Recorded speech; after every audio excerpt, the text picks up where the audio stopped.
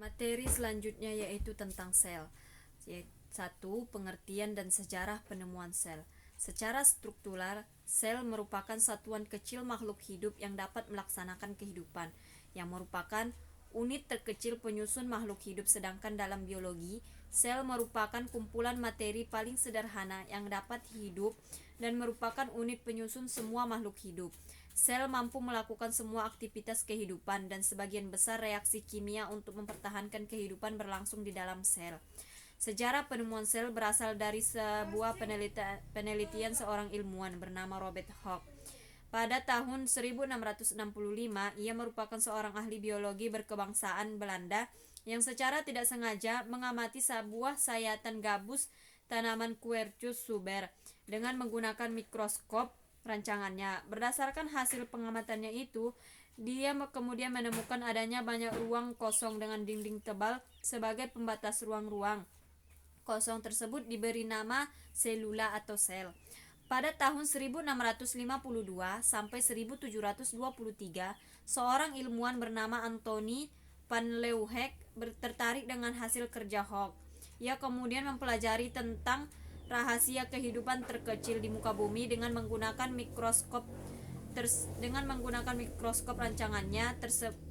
Dia mulai mengamati air rendaman jerami. Dari hasil pengamatan pertamanya, Anthony menemukan adanya gerakan-gerakan organisme kecil dalam air yang diamatinya yaitu. Kemudian organisme tersebut ia beri nama bakteri. Pembahasan selanjutnya yaitu siklus sel.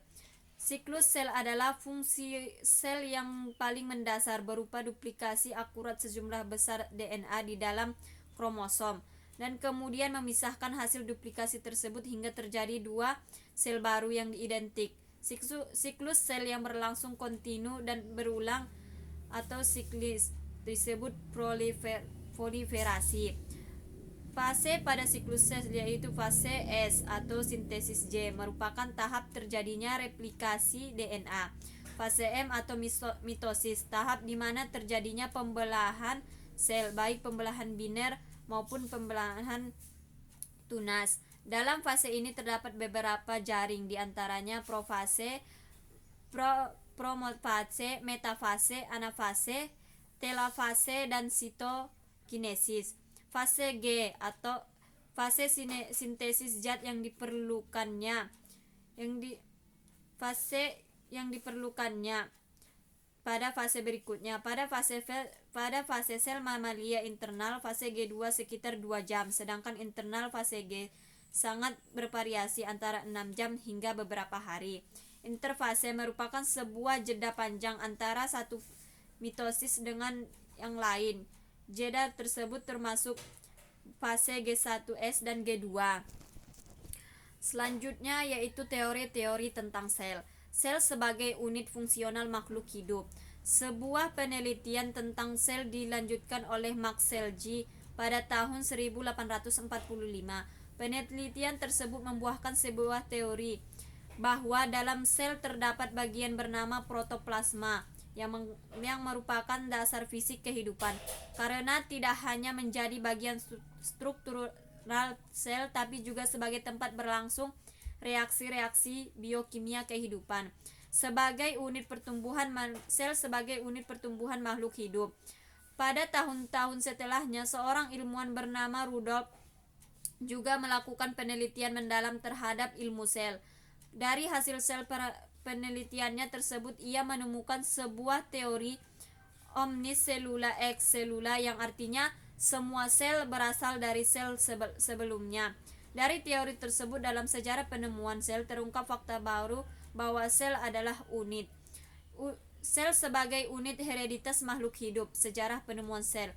Unit hereditas dalam sel secara umum disebut kromosom yang berfungsi sebagai unit pembawa sifat bagi perkembangan sel. Dengan hasil dari beberapa penelitian yang melahirkan teori sel tentang unit hereditas makhluk hidup menjadi semakin berkembang. Struktur dan fungsi bagian sel.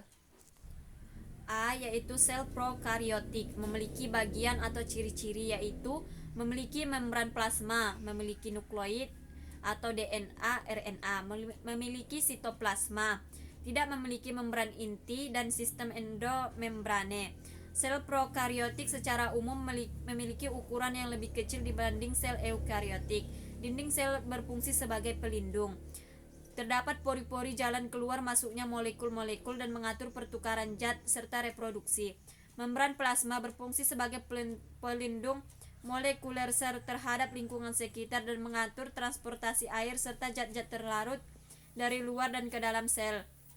Nukleid berfungsi sebagai tempat berlangsungnya sintesa protein. Flagella merupakan organel lokomosi atau pergerakan beberapa jenis bakteri Fili atau Fimbriae. Berfungsi sebagai tempat melekat diri pada jaringan hewan ataupun tumbuhan. Sel eukariotik memiliki bagian yaitu membran sel berfungsi sebagai pengatur keluar masuknya zat dari sel ke dalam sel nukleus. Nukleus atau inti sel berfungsi sebagai mensintesis RNA, nukleoplasma, butiran kromatin, sitoplasma. Meliputi isi sel di luar inti sel, terdiri dari cairan yang disebut sitosel yang dapat berubah dari fase sel ke gel, dan padatan berupa organel sel. Membran sel.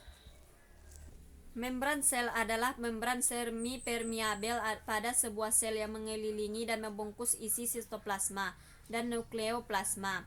Membran sel memisahkan sel dari cairan interstisial atau komponen utama dari cairan ekstraseluler di sekitarnya. Pembentukan membran sel dilakukan dengan bahan dasar berupa lipoprotein yang dibentuk oleh lemak protein. Komponen penyusun membran sel. Fosfolipid berfungsi sebagai bahan penyusun membran sel. Beberapa fungsi penyusun membran biologi lainnya selang lain adalah sebagai surfaktan paru-paru yang mencegah pendekatan dinding alveoli paru-paru sewaktu ekspirasi. Protein berfungsi sebagai reseptor membran melalui sinyal antara internal sel dan lingkungan eksternal. Protein transport memindahkan molekul dan ion melintasi membran. Enzim membran mungkin memiliki banyak aktivitas seperti oksidereduktase, transferase, dan hidrolase. Molekul adhesi sel memungkinkan sel untuk mengidentifikasi satu sama lain yang berinteraksi. Oligosakarida adalah gabungan dari molekul monosakarida yang memiliki jumlah antara 2 sampai dengan 8 molekul monosakarida. Glycolipid melekat pada bagian permukaan membran sel dan berperan untuk mengenali sel lain dalam tubuh. Kolesterol komponen lemak dalam membran sel yang berfungsi untuk mencegah membran sel menjadi kaku.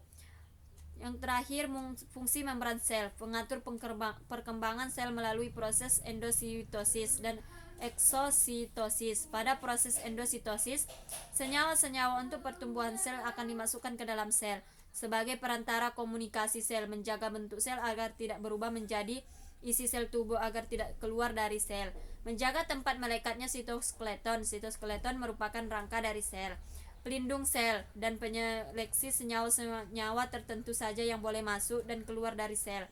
Membran sel hanya memperbolehkan senyawa-senyawa seperti oksigen dan lain sebagainya.